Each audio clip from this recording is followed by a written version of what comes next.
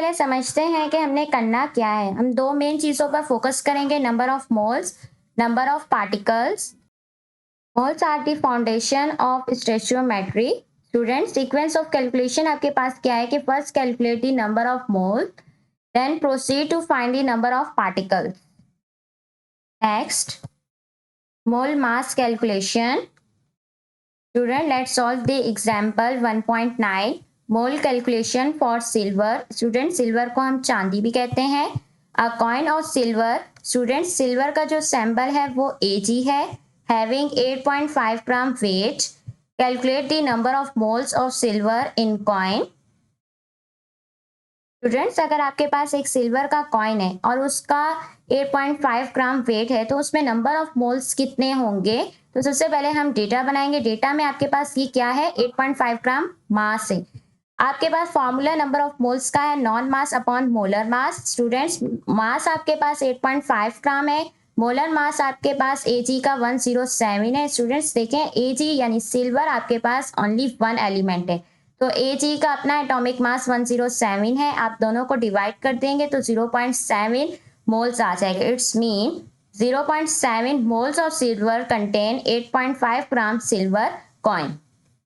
Next, mole particle calculation. Now let's bridge theory with actual count. How do we find the number of atoms or molecules? Let's solve the example 1.10. Calculate the number of moles, number of molecules and number of atoms present in 10 gram of sulfuric acid. Student, H2SO4 आपके पास sulphuric acid का chemical formula है और इसका molar mass है 98 ग्राम। Student, सबसे पहले हमने given लिखना है। हमारे पास मास ऑफ सल्फ्यूरिक एसिड यानी H2SO4 का 10 ग्राम है। मोलर मास आपने कैलकुलेट करना है 98 ग्राम। सबसे पहले हम नंबर ऑफ मोल्स कैलकुलेट करेंगे।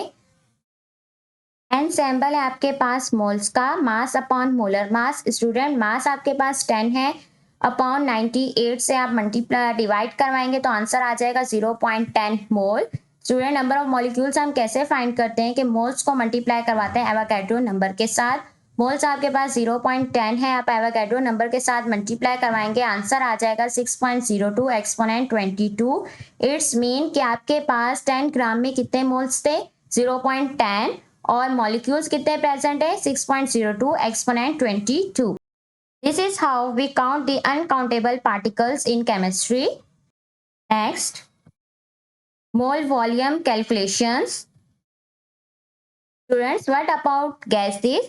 Gases occupy space, so we talk about molar volume. Students, according to Avogadro number, 1 gram of mole of any gas at STP, student STP की full form है standard temperature pressure, occupies a volume of 22.4 dm cube. Student, dm cube आपके पास unit है volume का, where standard temperature is 0 centigrade. Student, centigrade आपके पास unit है temperature का, at standard pressure is 1 atm and atm आपके पास यूनिट है प्रेशर का।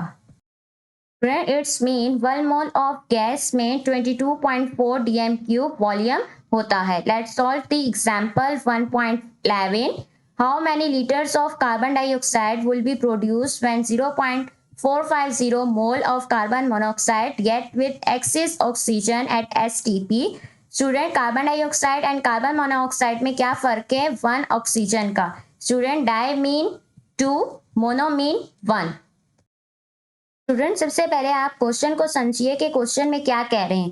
देखें, ये क्या कह रहे हैं कि कार्बन डाइऑक्साइड कितना प्रोड्यूस होगा लीटर में जब आपके पास 0.450 mole of carbon monoxide react करेगा किसके साथ, ऑक्सीजन के साथ। स्टूडेंट्स, अब आप देखें ये आपके पास रिएक्टेंट बन गए। तो सबसे पहले हम एक इक्वेशन देखते हैं कि कार्बन मोनोऑक्साइड अगर ऑक्सीजन के साथ रिएक्ट कर रहा है तो क्या प्रोड्यूस होगी, कार्बन डाइऑक्साइड प्रोड्यूस होगी। स्टूडेंट्स, ये आपके पास बैलेंस केमिकल इक्वेशन है, तो 2 मोल्स आपके पास कार्बन मोनोऑक्साइड के हैं और 2 मोल्स आपके पास कार्बन डाइऑक्साइड के।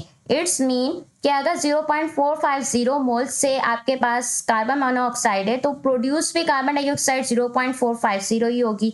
तो सबसे पहले हम स्टेप 2 करेंगे, मोल्स को मल्टीप्लाई करवाएंगे वॉल्यूम के साथ। मोल्स आपके पास 0.450 है, वॉल्यूम आपके पास STP पर क्या है, 22.4। जब आप इन दोनों को मल्टीप्लाई करवाएंगे आंसर आ जाएगा 10.8 litre of carbon dioxide produce. It's mean कि आपके पास 0.45 मोल जब कार्बन मोनोऑक्साइड रिएक्ट करेगा ऑक्सीजन के साथ तो कार्बन डाइऑक्साइड कितनी प्रोड्यूस होगी 10.8 at STP। Thank you for joining today lecture students. उम्मीद करती हूँ कि आपको आज के लेक्चर में न्यूमेरिकल्स अच्छे से समझ आ गए होंगे। कल के लेक्चर में हम ये बोर्ड पर तमाम न्यूमेरिकल्स की प्रैक्टिस करेंगे। Any question feel free to ask. Don't forget to subscribe my YouTube channel CBS Learning. Stay tuned for the next lecture. Thank you.